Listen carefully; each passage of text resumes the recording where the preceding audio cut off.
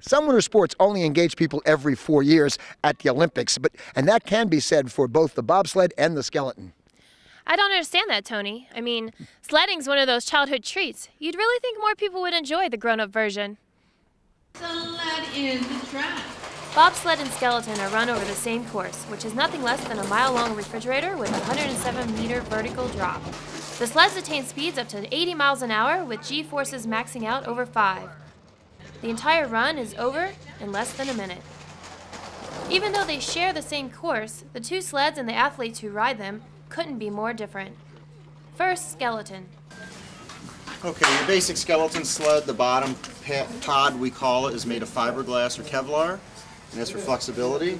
The runners are a 5/8 round stainless.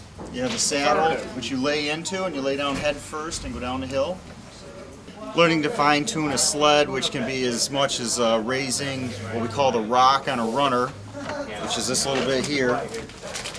You will actually bowl this to get less contact with the ice but more speed, which is less control.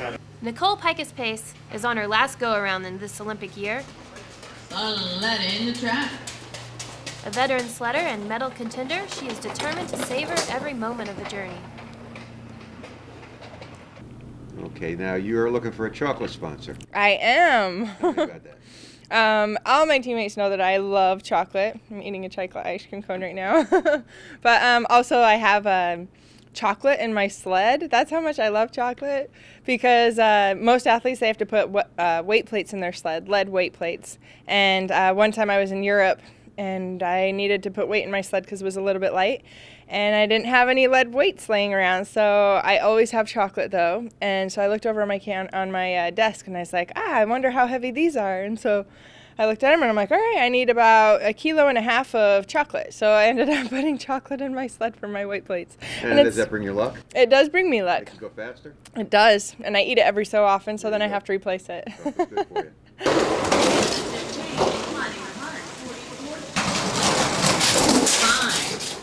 They all know what they're here for this year, so every race brings you closer to the big goal, because the biggest race for skeleton is the Olympic race. The Olympics is a different competition.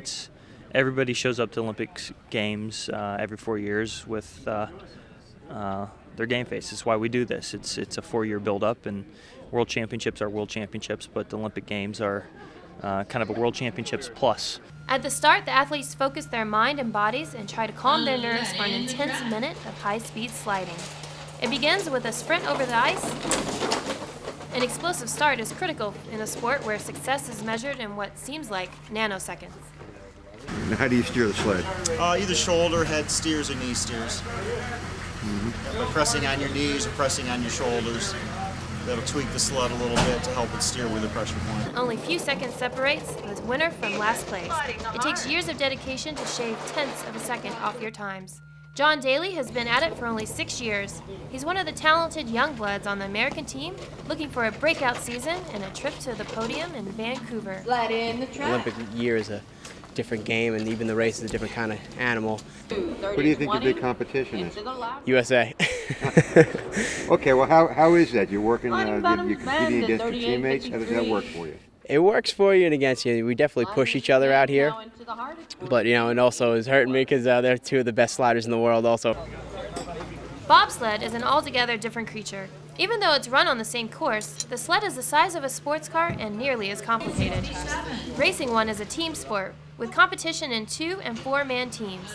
Each unit is supported by mechanics and technicians, as well as coaches and trainers. The sled riders work together, each with their own responsibility.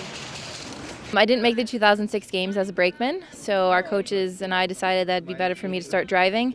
And so after the Olympic team was named, they sent me to a driving school in Austria, and that's where I learned how to drive. And how do you like it? I love it. I would never go back to being in the back of the sled again.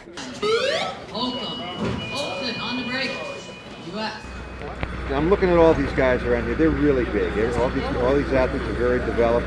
What do you look for in a bobsled athlete? Strength and speed. We look for the most explosive, most powerful, and fast guys that we can get on the hill. And just like the evolution of any sport, they keep getting bigger, stronger, and faster. A very explosive sport, done at very high speeds, and a lot of excitement.